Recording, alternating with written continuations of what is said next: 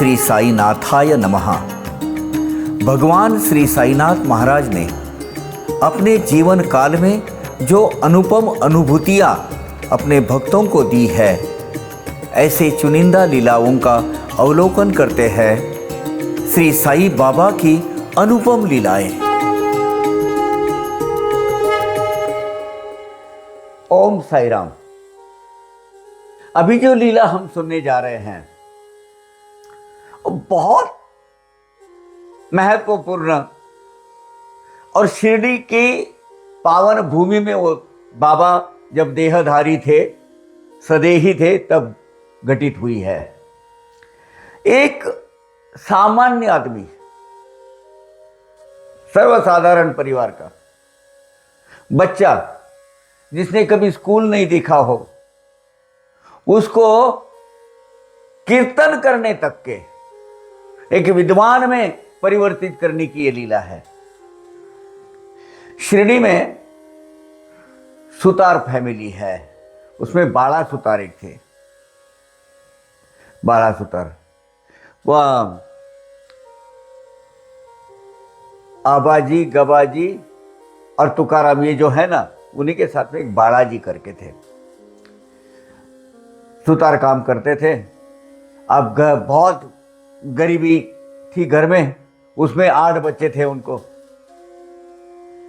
अब उनका पालन पोषण होना बहुत मुश्किल था, बड़ा ही तंग आ चुके थे वो। उसी सिलसिले में कभी ये गांव में जाओ, वो गांव में जाओ, सुतार काम कर, ऐसा चलता था उनमें। लेकिन बाबा के परम भक्त थे, बाबा के पास जाना, बाबा के साथ रहना, और बच्चा भी बड़ा बड़ा होने लगा था। उनका बच्चे का नाम था अप्पा सुतार। सही मानों में ये लीला अप्पा के बारे में है।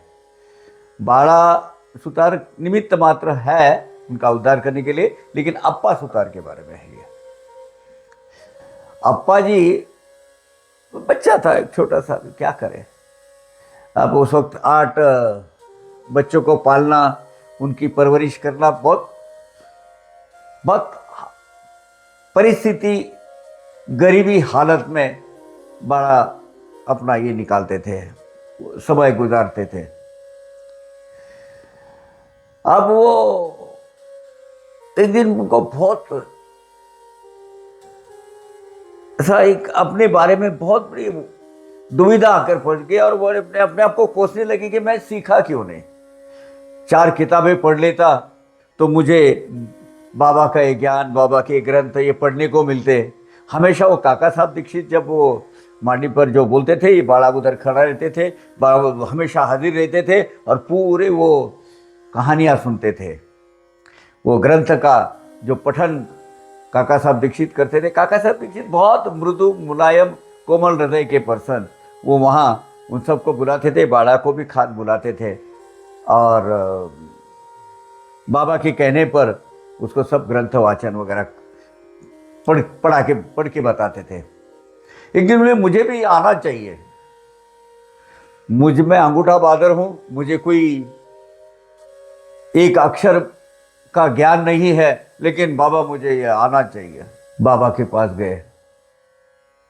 बाबा आप मेरी हालत देखते हो, मैं अगर 4 किताबें पढ़ता, ये सब आपकी ज्ञान, आपकी सीख समझ लेता, लेकिन मेरे नसीब में लगता नहीं है। अब ऊपर से हुआ था ये बाड़ा के ऊपर 300-350 रुपये का कर्जा भी हुआ था, और साहूकार बड़ा पीछे पड़ा था। अब वो साहूकार पीछे पड़ा, इसलिए शिरडी छोड़कर कहीं दूसरी तरफ गए। वहाँ भी साहूकार वहाँ पहुँच जाता था, फिर ये रातों रात दूसरी तरफ भागते थे। और बाबा को एक दिन उन्होंने बोला, बाबा कब तक ऐसा दर मारते, ठोकरे मारते फिरो, मेरा ये कर्जे का कुछ करो, ये मुझसे नहीं रहा जाता है। अभी ये जिंदगी एकदम तहस नहस हो गई है, या तो मुझे मुक्ति दे दो। बाबा उस वक्त उनके सपने में गए, कई दूसरे आजू बाजू के देहात में रहता था, वो सपने में गए। अरे कब तक मारे मारे फिरते रहेगा, कब तक इधर उधर भागते रहेगा। तो देख, ये कर्म फलों का सिद्धांत है, और कर्मों के हिसाब से तुझे ये भुगतना है, लेकिन चिंता नहीं कर, कहां तक भागोगे, मत भाग, आ जा तू शिरडी। शिरडी में आ गया। बोल बाड़ा क्या चाहिए तुझे? तो बाड़ा सुतार को बोले, बाड़ा सुतार बोले मेरा ये कर्जा पहले खत्म होने दो, वो साहूकार मुझे पुलिस में अंदर बंदर करने की बात कर रहा है, कानूनी कार्रवाई करने की बात कर रहा है, और मैं मेरे काम पर मैं ध्यान नहीं लगा पा रहा हूँ, ऊपर से ये इतने मुंह खाने वाले, कैसे करूँ बाबा? आप मुझे कुछ विद्या ध्यान देते तो मैं कुछ पढ़ लेता, कुछ ग्रंथ वाचन पढ़ता, ये करता।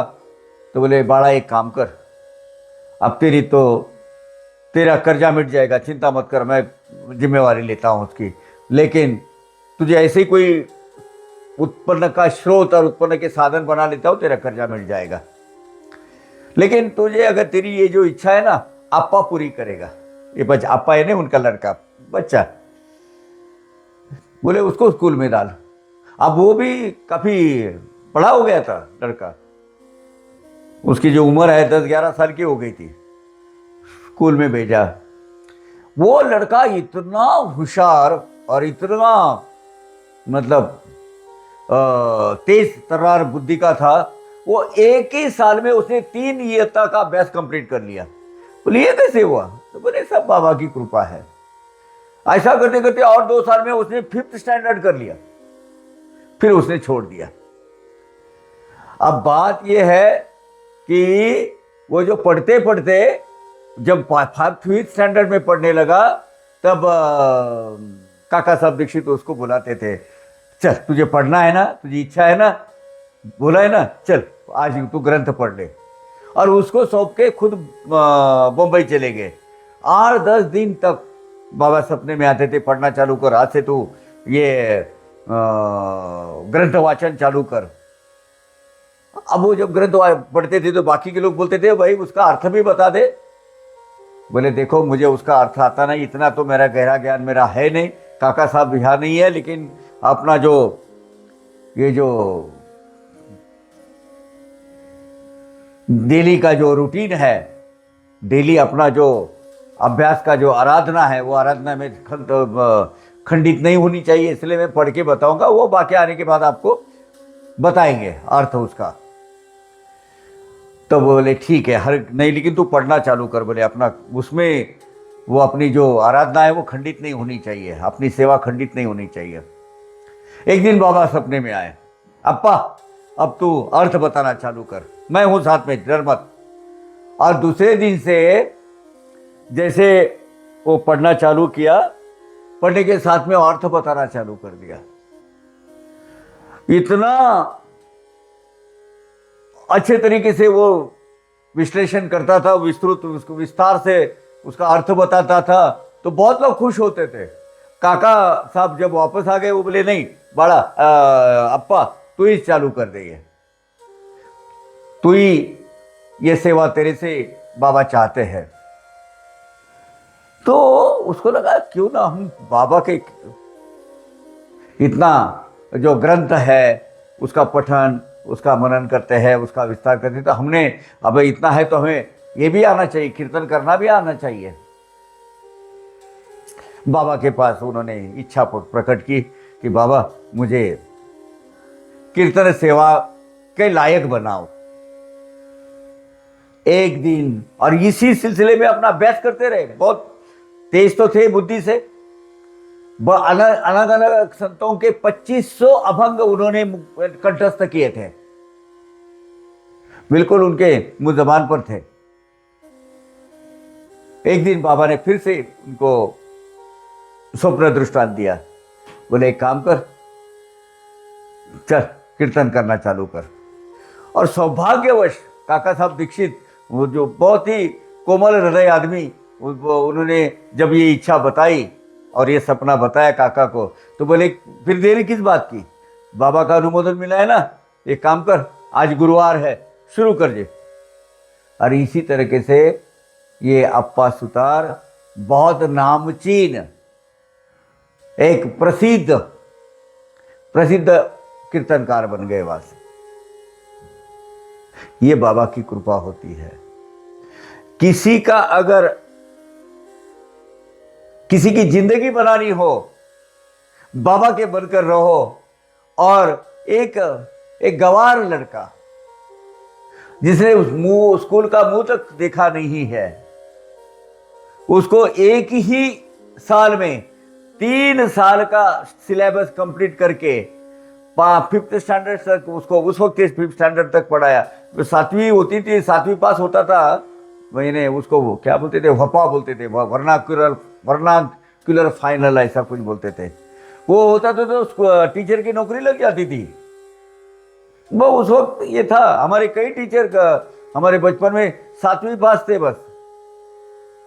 कुछ लोग तो 7वीं पास भी नहीं, राष्ट्रभाषा पंडित करके एक तिलक महाराष्ट्र विद्यापीठ की परीक्षा होती थी, वो पंडित हो गए तो हिंदी के टीचर बन जाते थे। इतना मतलब आज के जैसा एमए बीए बीटेक एमटेक वगैरह कुछ नहीं था उस वक्त। तो ये बच्चा उसकी पूरी उन्नति कर, उसका उद्धार कर, उसको कहां तक लाके रख दिया बाबा ने। एक विद्वान, अच्छे प्रतिष्ठित आदमियों में उसकी गिनती चालू कर दी।